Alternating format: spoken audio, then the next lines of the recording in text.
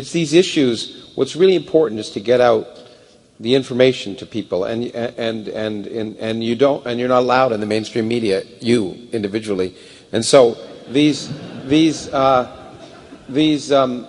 so the history of for example, the votes in the UN I think it's really important to go into them. So, but this is a question from a young person because he says he's a young person, and I think it's important. It relates to the question you just asked. So, it said, "Would you please talk about the bonds between conservative America and Israel? I think perhaps my age limits my understanding. What combination of ideology, propaganda, lobbying, and money makes Israel's security such a sacred American cow?" A wonderful question, I think.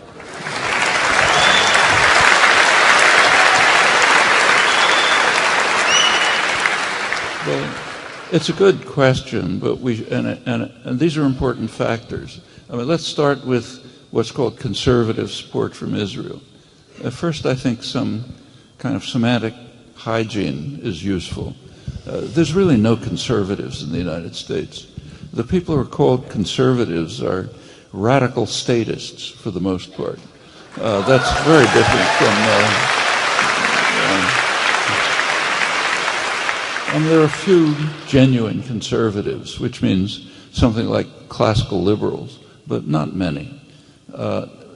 What are called if you take a look at what's at the Republican Party today, which is the strongest, extreme support for Israeli policies, they have a popular base.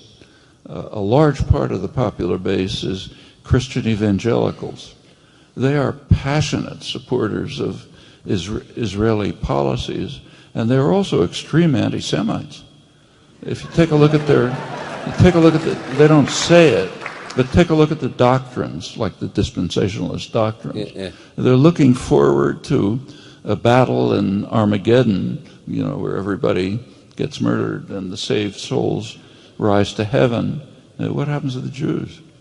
Well, according to some of these versions, 160,000 of them find Christ in time and they're saved.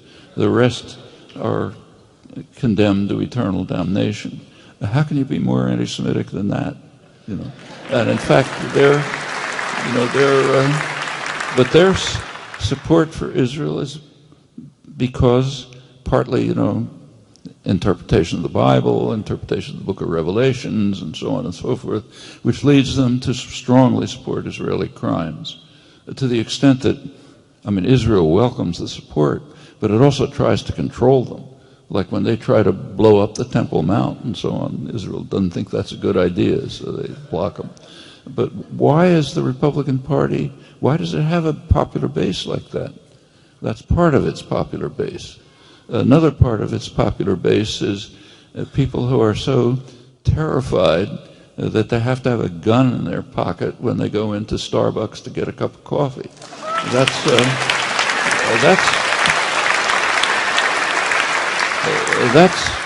something that goes way back in American history. This has always been a very frightened country, and for pretty understandable reasons. From the very beginning, there were real threats from the people we were suppressing. The Indians could fight back. Black slaves might revolt. After the Haitian Revolution, there's a huge fear. So everybody has to have a gun. We have to protect ourselves. And it goes on and on. Well, that's a large part of the base of the Republican Party. Another part is the nativist element. If you look at the demography of the United States, the white population will soon become a minority. The phrase that's used is, they are taking our country away from us. Yeah. They being all of those bad people. And that's a big part. It's an element in American society. These sectors have been mobilized by the Republicans roughly in the past 20 years for a very good reason. The Republican Party, since about 1995, has stopped being a parliamentary party. It's off the spectrum. They are so dedicated to service to the extreme wealth and corporate power that they cannot get votes by putting forth their own programs. So they've turned to other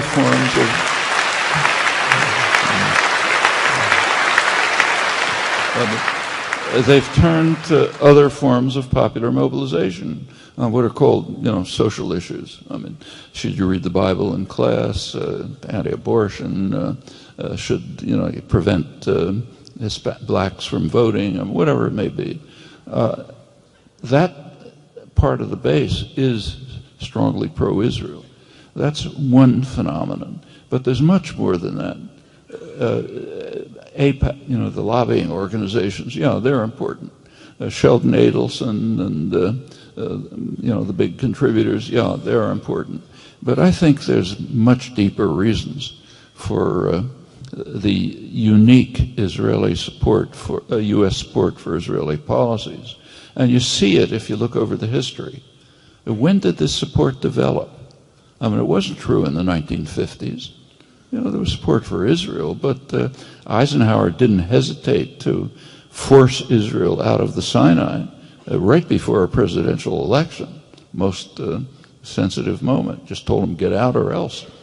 Threatened them. They naturally got out. They have to do what the U.S. says. But the big change was in 1967. What happened in 1967? There was a conflict in the Arab world between radical Islam in Saudi Arabia and secular nationalism, which meant Egypt.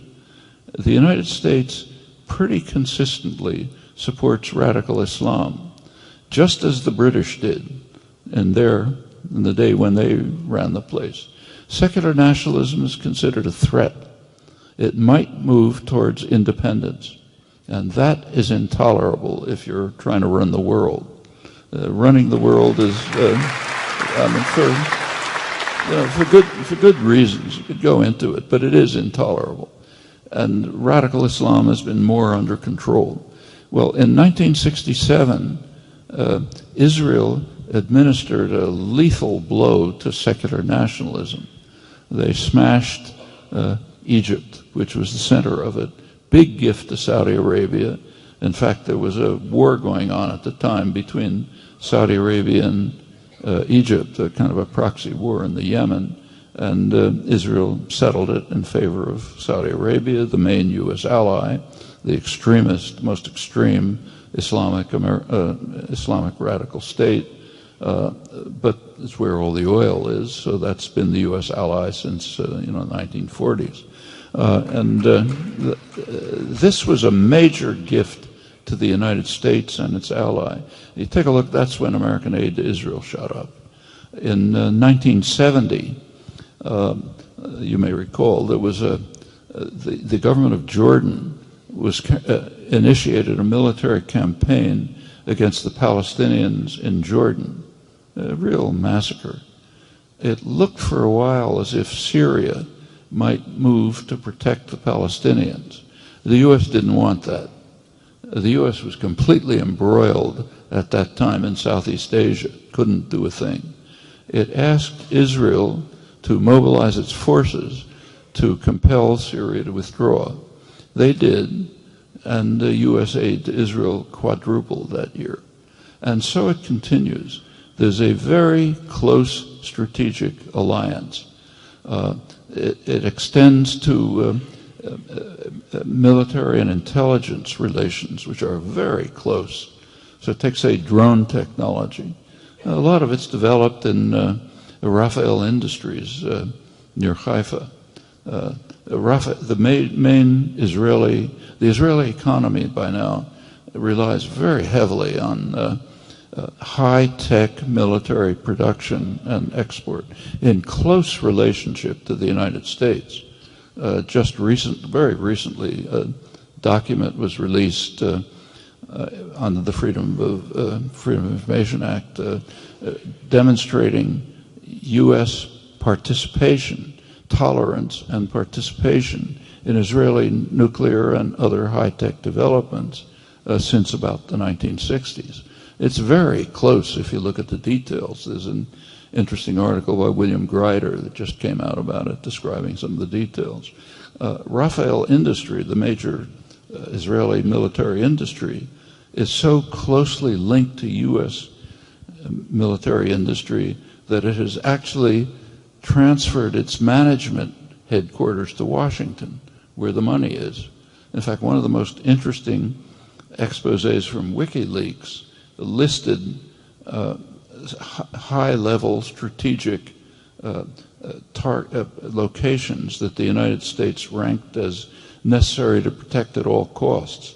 One of them was Rafael Military Industries near Haifa. Intelligence connections have been very close for a long time. These are really significant matters, basic reasons for the continuation of the close relationship. There also are cultural issues, no doubt. One is Christianity. I mean, Christian Zionism goes back before Jewish Zionism, and it's very high level. It's not just evangelicals, it's a high level phenomenon. Lord Balfour, Woodrow Wilson, more evidence that what you believe affects your actions. It does. I mean, for them, these are Bible, people read the Bible every morning. It's God said that the Jews have to go back to the land of Palestine, land of Israel. Okay, we've got to do it. This is a strong element in high-level U.S. policy. Then there's the popular base, like evangelical Christianity, mostly incidentally since about 1950. There's another relation which I can't prove. You can think about it. It seems to me possible. The United States is a settler colonial society.